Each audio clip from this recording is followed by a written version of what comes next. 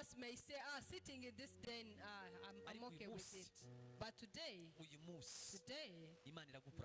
God is bringing you out of that den. Today, if you believe in God, He's going to set you free. Hallelujah. Amen.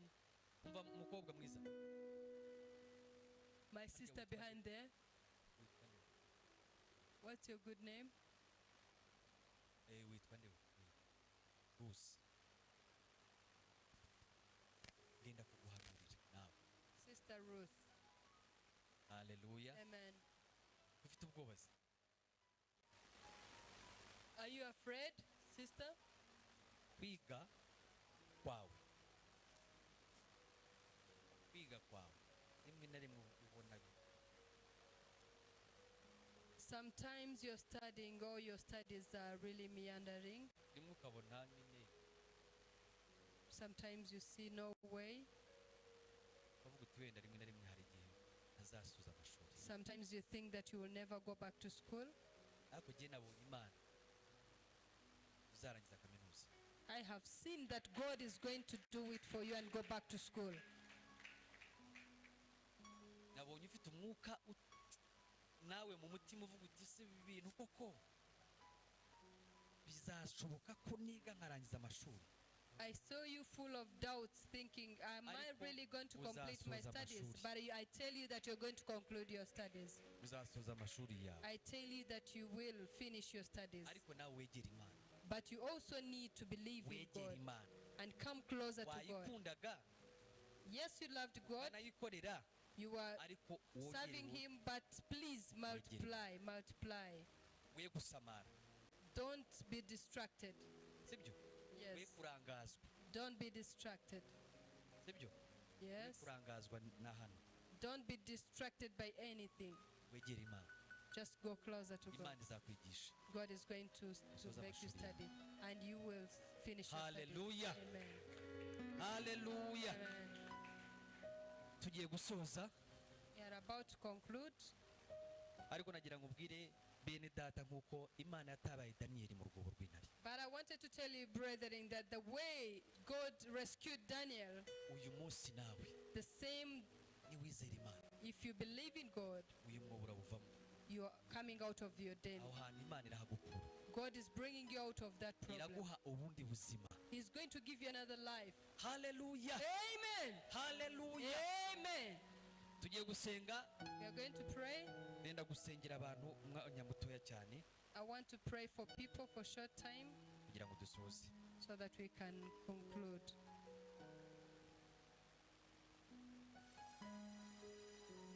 Ngiye gusengera muri iryo jambo ku bantu bari bicaye ahantu hatarahabwa.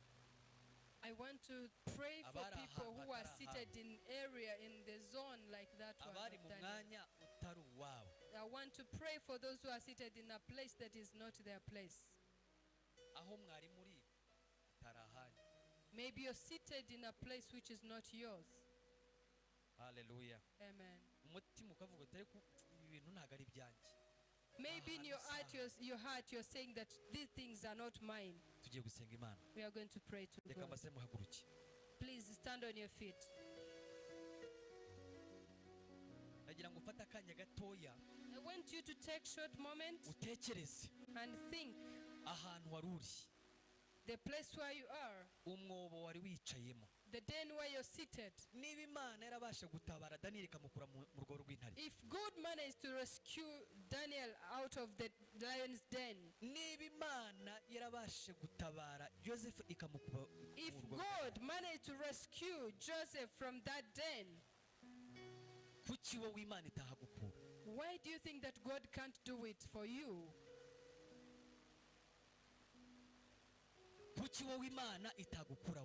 Why do you think it is impossible for God to bring you out of that? Why do you think that God can't change your life? Why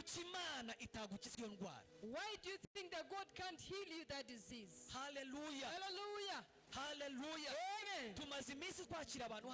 We have been receiving different people, sick people, twakira abantu bafite ibibazo bitandukanye, people with different problems. ariko muri iki cyumweru tubonye imbaraga z'Imana, But during this week you have seen the power of God. tubonye imbaraga z'Imana. The power of God.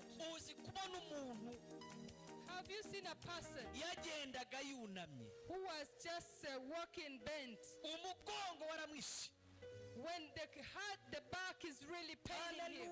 Hallelujah. Turi kumwe n'uriya mugaragu w'Imana, I was with that servant of God, dusengera abantu, praying for people. Imana ibohora abantu tubibona. God setting people free. Hallelujah. Hallelujah. Twasengeye umudamu We prayed for a woman. avuye muri Faisal, He was from King Faisal. yoherejwe muri Ikanombe hano. She was sent to Kanombe Hospital. Bamubwiye ko bamuhaye indi tariki yo kugira ngo azagaruke. They had given her a Afite date to come impapuro back. zigaragaza uburyo umugongo umeze. She had different papers showing how back Bamubwira is ko hari bad. abakozi b'Imana barimo basengera abantu hangana. And she heard that there are some servants of God praying for people. Bamuzana hano, She was brought here. dufata amavuta, We took anointing oil. turamusiga, We ironed. turambura ibiganza ku buzima bwe, We anointed her and prayed for her. ducucuma dayimoni, We worked on the devil. dayimoni We bet the wari devil uryamye mu mugongo we, who was in her back. dukubita uwo muzimu, We bet it. turasenga. We prayed. Ntabwo mwari muhari, You are not there. yavuye hanga yirukanka. She marched here running. Hallelujah. Amen. Afite gahunda yo kuza ahangaha gushima Imana. She's coming here to Yaratubwiye ngo celebrate. amaze imyaka myinshi yivuza, She said that she has spent Ariko many umugongo years, umugongo. but the back is really ariko uwo still munsi paining. Imana yaramukijije. But that day she Uyu was munsi set nawe free. tugiye kugusengera Imana. We are going to pray for you today. Ntabwo turi butware umwanya munini cyane, We are not going to take much time. umwanya turawutwara nimugoroba dusenga. We will get much time in the evening praying for Turaba people. dusengera abarwayi, We will be praying for sick, dusengera abarwayi, praying for sick people, dusengera abafite ibibazo bitandukanye, praying for people with different problems, abadusiga amavuta y'Imana. anointing them. Niba hari ikintu wari ufite kisa nkaho kigoranye, If you had something you felt like it's a ufite burden, amadokima yanze kwakirwa ahantu, if you have a document that hari was impapuro refused, zanze kwakirwa ahantu, you have papers that were rejected, bizinesi zawe zirimo zirapapana, your business are there dying. wera wa Isirayeli dukorera, Our Lord, our precious Lord of Israel, Imana y'umuriro ikongora, our God that is a faithful uyu God. munsi nimugoroba Imana irahura nawe, In this evening, God is going to uyu encounter you. mugoroba Imana irahura nawe, God is going to encounter with you. irahura n'iyo ndwara, He is going to encounter your irahura sickness. n'ubwo bukene, He is going to encounter your irahura n'icyo poverty. kigeragezo urimo. He is going to encounter your Uyu problem. mugoroba Imana irakubohora. This evening, God will set you free. Reka dusenge, Let us pray. Imana yongere iyo ibambike imbaraga. May God strengthen you.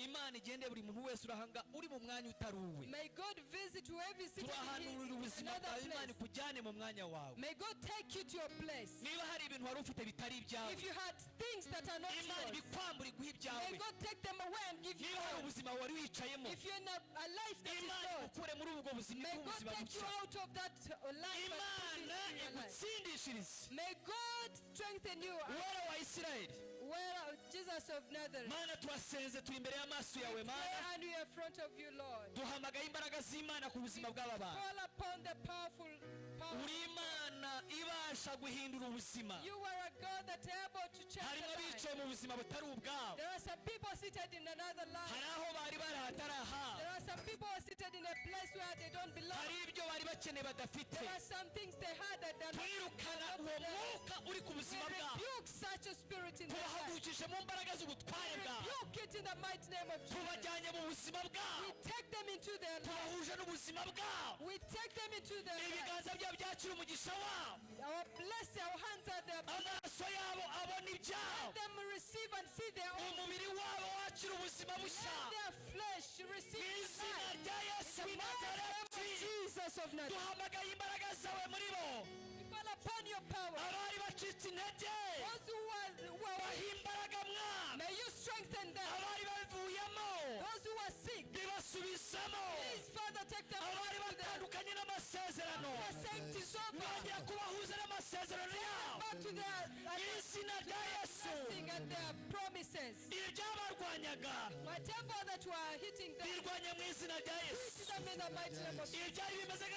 Whatever were like mountains, Father, make them pray for kids that were going back to school. Father, provide for them the school fees. Father, bless their parents. Bless their parents. Provide for them school fees. Open them doors. Open them some doors.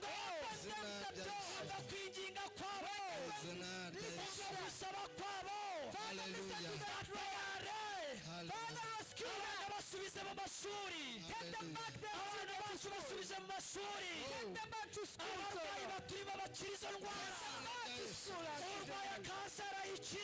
If they are sick of cancer, for every sick here, who had a backache here, any type of disease, whoever won the warfare, in the mighty name of Jesus, set them free. Let them get peace. Whoever was not happy, Lord, give them peace. Oh Lord, let them get rescue from you. Those who are burdened, Father, rescue them. I bless all the lives that are here. Whoever came into warfare, whoever came here thinking of what will happen next, may everybody go back with your blessing. May everybody take your blessing. May everybody hear your voice. Whoever came here sick, may he go back with new feet. Those who had nerves problems,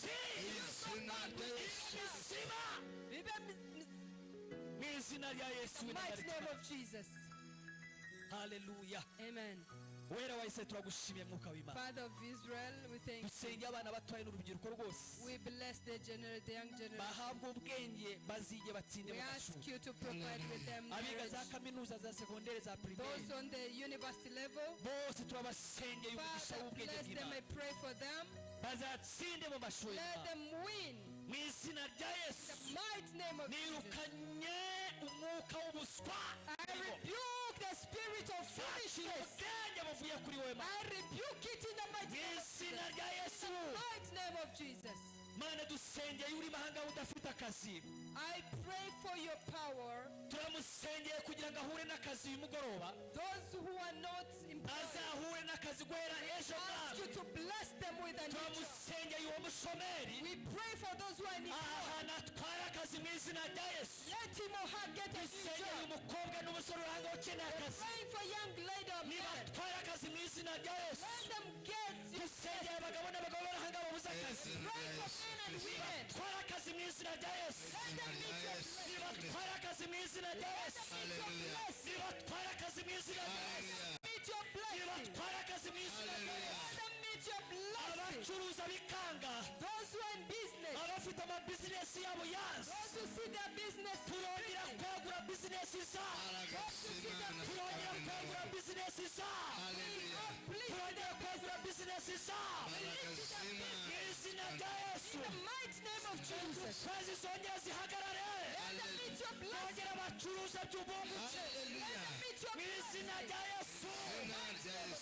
Ndategeka ngo mu izina rya Yesu. I decree and declare business yabo yongera isubire mu biganza. business may grow. Business zabo yongera gusubira mu biganza. Business grow. Mu izina rya Yesu w'i Nazareti. In the name of Jesus of Nazareth. Dusengeye abarwaye imitwe idakira. Turategetse ngo umutwe ukire. Rebuke the head. Turategetse ngo umutwe ukire. Rebuke that spirit. Akire gukira. Let them receive it. Abarwara amaso adakira. Turaseza ayo maso akire. Izina rya Yesu. Ayo maso akire. Izina rya Yesu. Jesus. Abarwaye amavi. Ayo mavi wongere uyakomeze. Ayo mazima. Ayo mavi abazima. Hallelujah. Abarwaye mu nda. When we sick, I ibakire. kuramwa bibashire mu nda yabo bibashire mu nda yabo bibashire mu nda yabo bibashire mu nda yabo bahereje umuriro bahereje umuriro izina rya Yesu bibashire gukira nirukanye icyangiro nirukanye icyangiro nirukanye icyangiro ku mudamu urahanga ku mugabo urahanga ku musore urahanga ku mukobwa urahanga nirukanye icyo cyangiro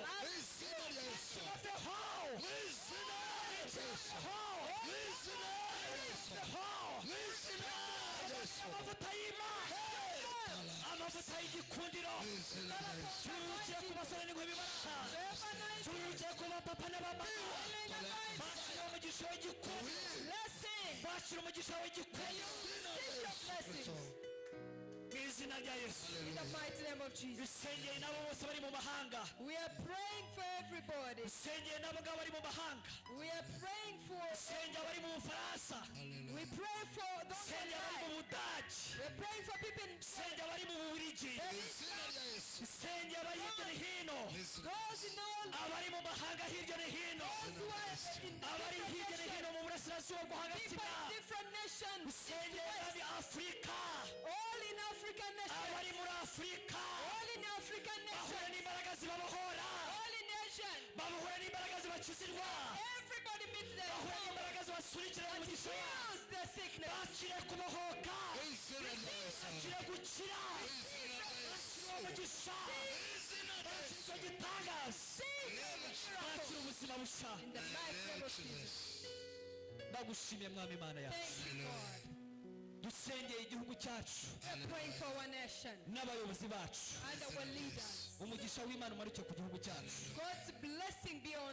umugisha w'ubwenge bw'Imana buvuye kuri iyo butumwa bumanukire abayobozi bacu dusengeye abanyarwanda bose bakira imbaraga zibabohora bakira imbaraga zibajyanye komeza uganze kandi ukomeze kuvuga Mwana turagushimye turaguhimbaje tugukomeye amashyi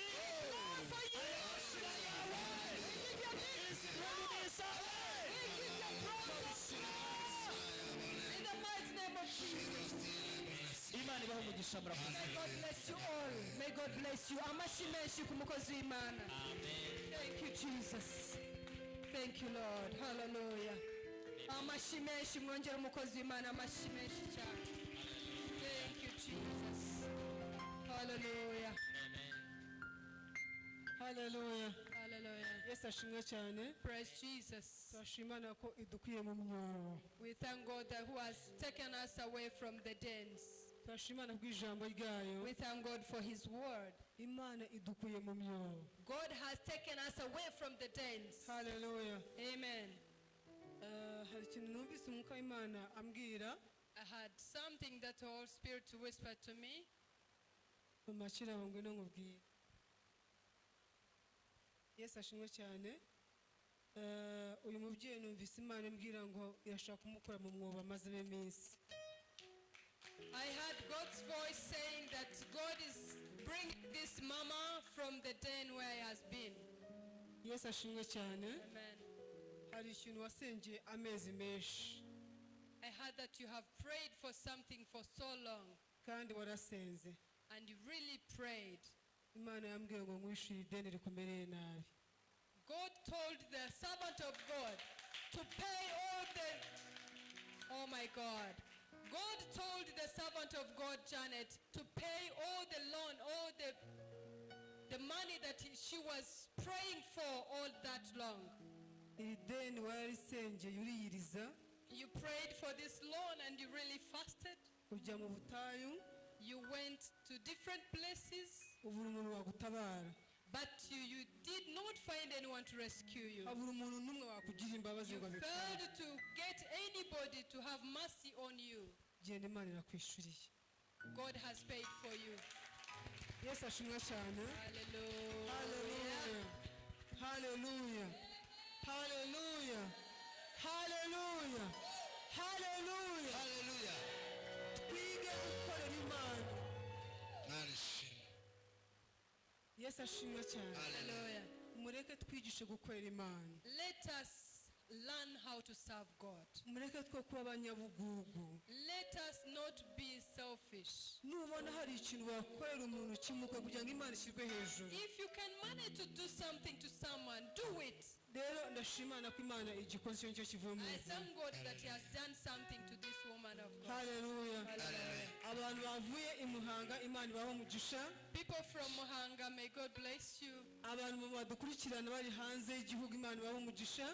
People out of this nation that are following us, may God bless Aho you. muri hose imbaraga z'Imana zibagereho. Wherever you are, may the power of God reach you. Waba uri mu nzu yawe imbaraga z'Imana zigusange mu nzu yawe. You may be in your house, may the power of God find you there. Aho uri hose imbaraga z'Imana zigusanga aho May the uri. power of God find you wherever you are. Ijambo ry'Imana tubwiye ngo Imana idukuye mu myobo. The word of God says that God has set us free from the dead. Kandi ngo abayitujugunyemo And those who threw you there, abakujugunyemo people who threw you in the den, nibo bagiye kuza bagukuremo kandi bayigwemo. they are the ones to come and bring you out and then fall in.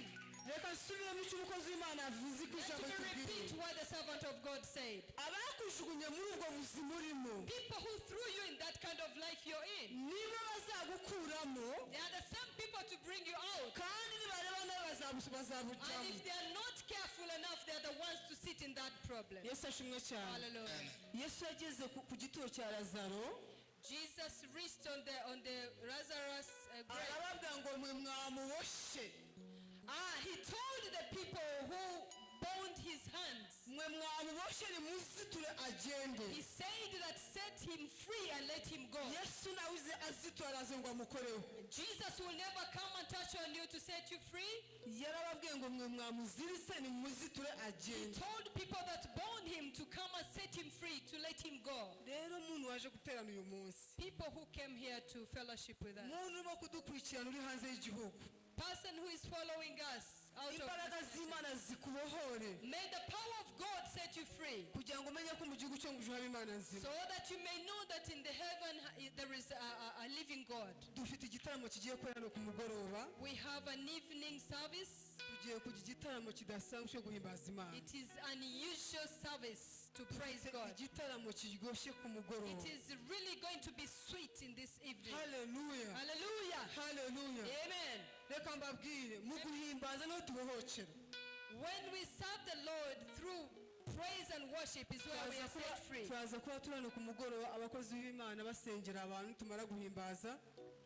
In the evening after worship, servants of God will be praying for people. Barabasiga amavuta. They will be anointing them. Imana yiteguye kutugira neza uyu mugoroba. And God is ready to do us good today. Hallelujah. Amen. Hallelujah. Amen. Ndashimana ko tuvuye mu myobo. I thank God that He's setting us free from the dens. Ndashimana ko idukuye mu myobo. I thank God who brought us out of the dens. Hari igihe umwanzi aba azi ko yakurangije, Sometimes the devil will dance thinking that he's ariko Imana done with you. igategura ijambo mwiri kugira ngo tuzahure. But God set a word to set us free. Hallelujah. Hallelujah. Yesu ashimwe cyane. Amen. Kubera tugomba kugaruka mu kanya, reka tuvuge amatangazo Let us give duterana. the announcement. Yesu ashimwe. Amen. Gahunda y'icyumweru kuwa gatatu tugira amasesho yo kwiriza twirwamo hano Basenzi. Every Wednesday we are here to pray and fast. Abinginzi umuntu wumva afite impano yo kwingingira umurimo w'Imana. Whoever is here thinking, feeling like having a call or a calling of praying, Kuwa gatatu muhawe ikaze. on Wednesday you're all welcome. Hanyuma amateraniro yo kuwa gatandatu yimuriwe kuwa gatanu.